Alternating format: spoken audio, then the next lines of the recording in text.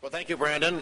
Yeah, there are 27 flat tax jurisdictions. I don't know that I can name all 27 right off the bat, especially since some of them are little places like Pridnestrovy, which is the breakaway region of Moldova, and only Russia recognizes them, so some people say I can't count them, but I do. I want to go ahead and walk real quickly through some of the reasons why tax havens are something that should be applauded, not persecuted. And this puts me square against what we see throughout the world today with international bureaucracies and politicians from high-tax nations launching a very coordinated attack against these jurisdictions. In effect, what's happening is that the high-tax nations of the world want to set up something equivalent to OPEC. But instead of an OPEC to keep energy prices high on the behalf of oil-producing countries, what we're seeing is an effort by high-tax nations to create a cartel that will enable the politicians from those high-tax nations to put in place a worse tax policy. The key thing I want to start with is to first highlight what is good tax policy. If you go to a left-wing economist and you say, is it better for the economy to have lower tax rates or higher tax rates?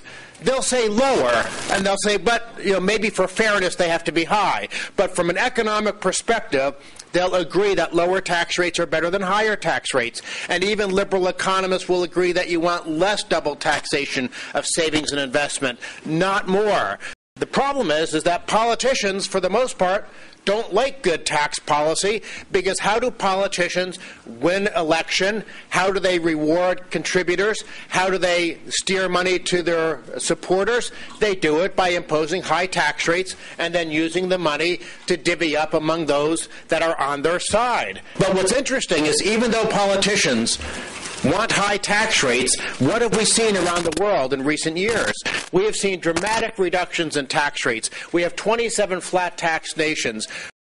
Top personal income tax rates in the industrialized world have fallen from an average of nearly 68% down to closer to 40%. Corporate tax rates, if you go back to 1980, they used to average about 48%. Now they're under 27%. Nations all across the world have eliminated death taxes. They've eliminated wealth taxes. They've put in lower tax rates on capital income. We've seen all these positive changes, even though politicians normally have this spiteful incentive to impose high tax rates. Why are we seeing these good changes? We're seeing these good changes only because of tax competition. Imagine you're back in your Economics 101 class in college, and you learned about monopolies and oligopolies and cartels and competition.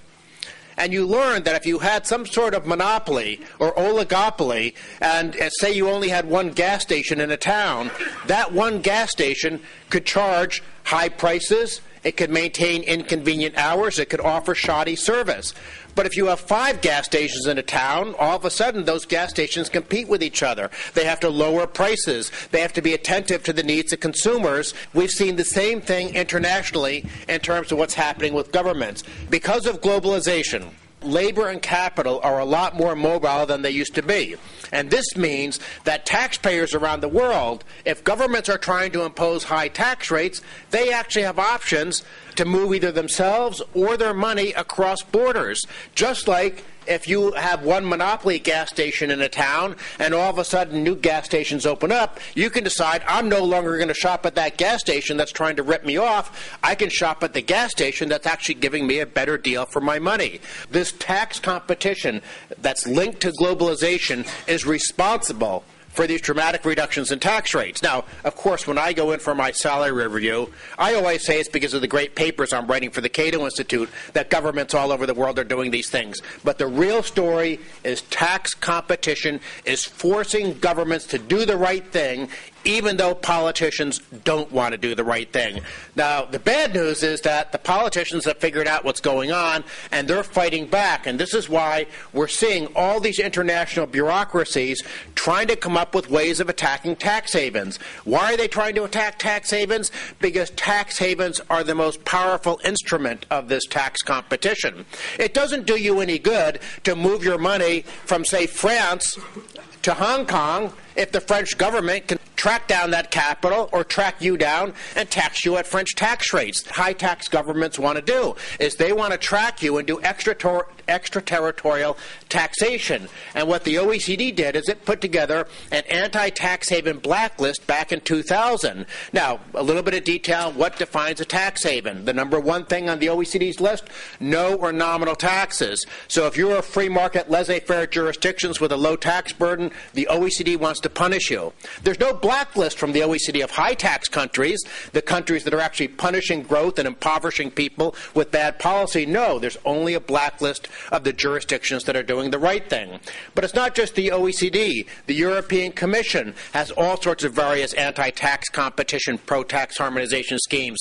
The United Nations even has a crazy idea from something called the Committee of Experts on International Tax Matters. Of course, you can imagine the types of experts that they have on their committee. And then, of course, you now have the G20 summit.